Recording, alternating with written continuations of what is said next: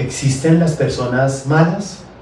La mayoría estamos convencidos de que no existen, que cuando alguien te hace daño o te lastima, en realidad nunca se lo propuso.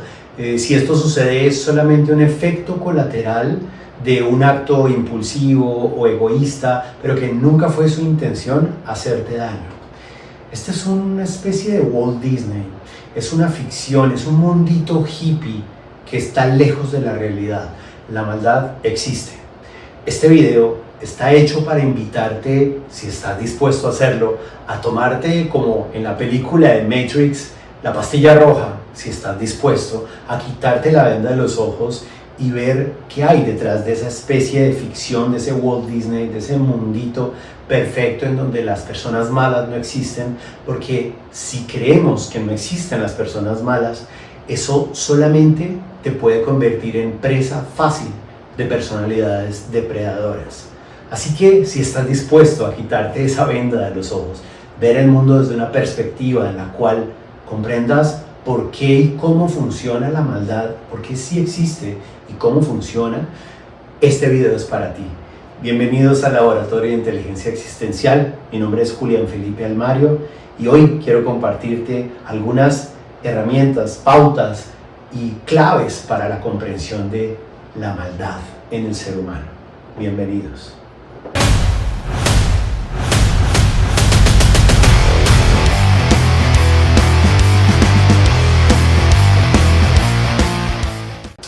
Si creer que la maldad en el ser humano existe como una realidad intrínseca te resulta difícil, eso habla bien de ti. Significa, si para ti es inconcebible que exista una persona mala, significa que tú eres una persona muy buena y por lo tanto te resulta incomprensible, te resulta inaceptable, no cabe dentro de tu conciencia. Habla muy bien de ti. Sin embargo, lastimosamente, esas personas definitivamente existen. A mí me costó mucho trabajo quitarme la venda de los ojos en algún momento de mi vida en el cual me confronté con una realidad que me llevó obligadamente a quitarme la venda de los ojos. Pero cuesta mucho y entiendo lo difícil que puede ser aceptar esto. Además porque aparte de mi formación, de la crianza que recibí, de los valores que recibí, en mi formación como psicólogo fue muy influenciada por el humanismo, el existencialismo, la logoterapia de Viktor Frankl, y especialmente en la logoterapia hay como un credo filosófico que tú abrazas en el cual tienes una fe profunda en que en el fondo del ser humano siempre hay un centro luminoso, un centro, digamos, como el núcleo de su ser, que es siempre luminoso, un centro, digamos, siempre lleno de posibilidades, siempre maravilloso, siempre positivo, siempre amoroso, solamente que a veces resulta inaccesible ese centro luminoso. Y eso está muy bien para muchos efectos en términos de el quehacer terapéutico, pero se puede convertir en un sesgo muy grande para entender la oscuridad del ser humano. De tal manera que a veces incluso los marcos teóricos desde los que nos hemos formado como terapeutas nos puede hacer inaceptable o incomprensible este asunto de la maldad. Una de las características de las personas malas o perversas es que, si bien hablando de los seres humanos normales, de los seres humanos empáticos más bien, con capacidad de ponerse en el lugar del otro, de conmoverse con el sufrimiento del otro, las personalidades empáticas, que somos la gran mayoría por suerte, tenemos ciertos defectos de carácter, ciertas actitudes que a veces por, qué sé yo, soberbia, a veces porque no somos muy amigables o podemos ser un poquito antipáticos o por la razón que sea, a veces no es fácil acceder a eso luminoso que podemos tener escondido detrás de toda esa cobertura, ¿verdad? Podemos ser como ese diamante que el polvo que lo cubre no permite ver todo su brillo. En el caso de las personas perversas, lo que encontramos es todo lo contrario. Son personas que afuera o en su fachada tienen una apariencia de bondad, parecen personas altamente empáticas, parecen personas muy agradables, muy sonrientes, muy amorosas, muy entregadas a los demás, muy preocupadas y interesadas también en procurar el bienestar de los demás.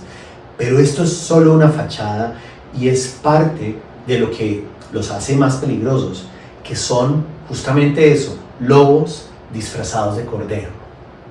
Ahora bien, definamos, haciendo un paréntesis, el concepto de maldad para saber a qué nos estamos refiriendo y en esa medida si sí existe o no existe.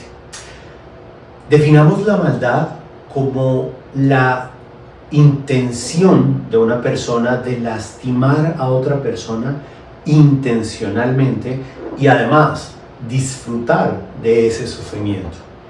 Si nos referimos a esto cuando hablamos de maldad, definitivamente tenemos que aceptar y reconocer que existe. Básicamente en psicología se conocen a estas personalidades como personalidades psicopáticas y el rasgo distintivo sine qua non de los psicópatas, y hablemos no necesariamente de los psicópatas asesinos en serie, que son un número ínfimo, muy pequeño de la población mundial, sino de los psicópatas integrados, que no son asesinos, que no destruyen físicamente a alguien, pero no por eso tienen menos capacidad de destruirte la vida, y son muchos más que los asesinos en serie. El rasgo distintivo sine qua non de estas personalidades es justamente eso, el goce y el disfrute por el sufrimiento del otro. Una característica para la cual ni siquiera hay una palabra en español para referirnos a ello. No hay una palabra en inglés. La palabra más cercana o que mejor describe esta característica es una palabra en alemán que es el Schadenfreude, que traduce algo así como el goce o el disfrute por el sufrimiento del otro. Existen personas que disfrutan de tu sufrimiento.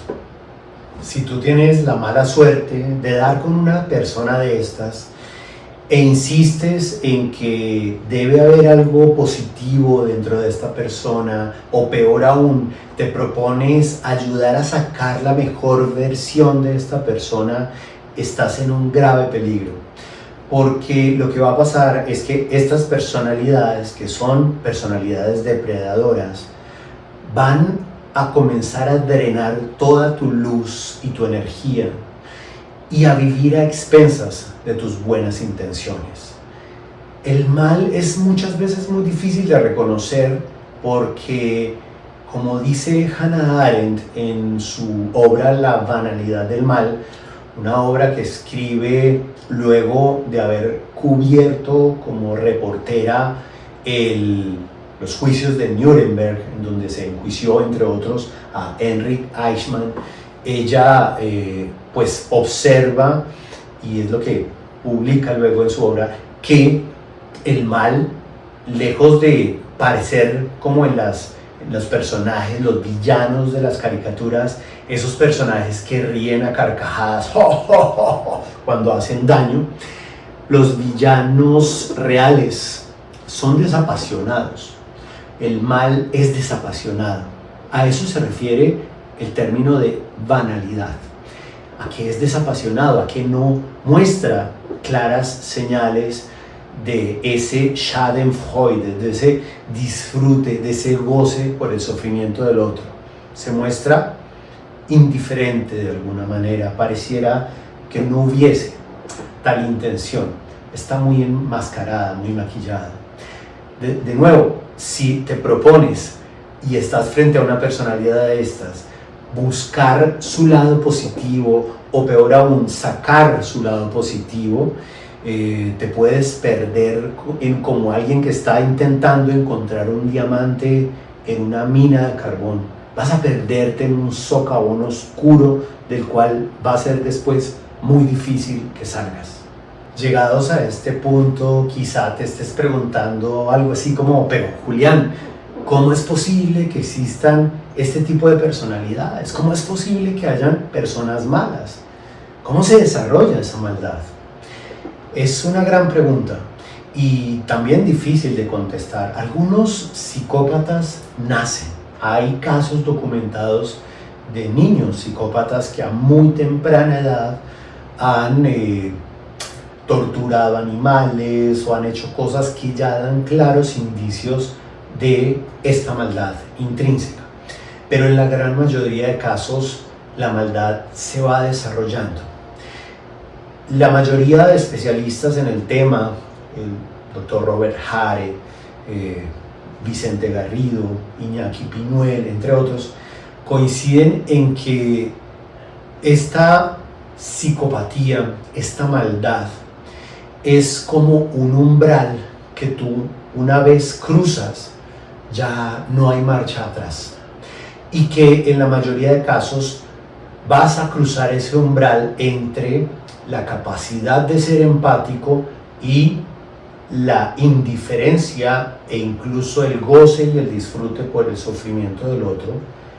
Cruzas ese umbral a través de procesos de socialización en el mal, es decir, en la medida en que te relacionas con otras personas que se mueven, podríamos decir también hablándolo desde una perspectiva más energética, espiritual, vibrando en una frecuencia muy baja, muy oscura, eso va generando un efecto envolvente en el cual la conciencia moral poco a poco va apagándose hasta que en algún punto el switch se apaga.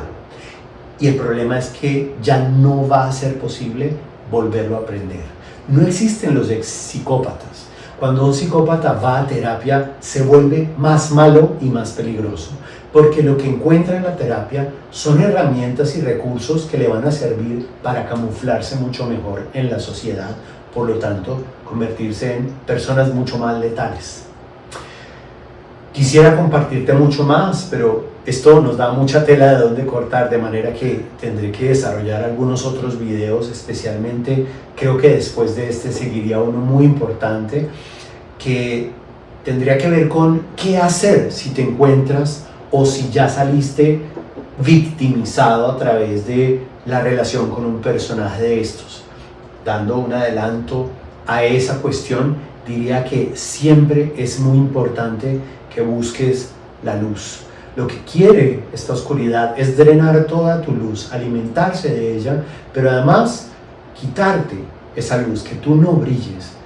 Pero en ese sentido es importante que busques siempre la luz. Siempre apégate a todo lo maravilloso que hay en ti, a todo lo bueno que tienes para dar al mundo, pero además a todo lo que te llene de luz, especialmente el cultivo de tu espiritualidad, el amor propio, el amor a otros, el amor a la vida, ¿verdad?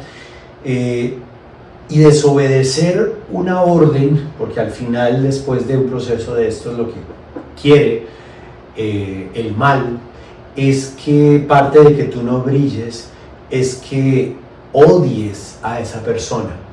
Y hay que, dice el doctor Iñaki Piñuel con mucha sabiduría, dice que es importante rehusar la orden que te da el psicópata de que lo odies. Porque, como decía una maldición gitana, se dice que la peor maldición que puede echarte un gitano no es vomitarás el hígado por la boca, o nunca conseguirás un empleo, o jamás conseguirás una pareja. No, la peor maldición que te puede echar un gitano es que te diga, me odiarás toda la vida. Si eso sucede, te han robado toda tu luz. Eso no significa que te vas a convertir en un psicópata, por supuesto. Pero bueno, esto es solamente haciendo un pequeño adelanto a lo que sería una continuación de este video. Espero que este video te haya sido útil, que de alguna manera digerir esta red pill, esta pastilla roja, como se muestra en Matrix, puede ser difícil, ¿no es cierto? No es una pastilla de fácil digestión, pero que te pueda ser útil para estar preparado, prevenido, en la eventualidad de que personas como estas quieran venir a depredarte, vivir a expensas de tus recursos y drenar toda tu energía. Muchísimas gracias por haberme acompañado hasta este momento. Te deseo lo mejor de la vida, del mundo.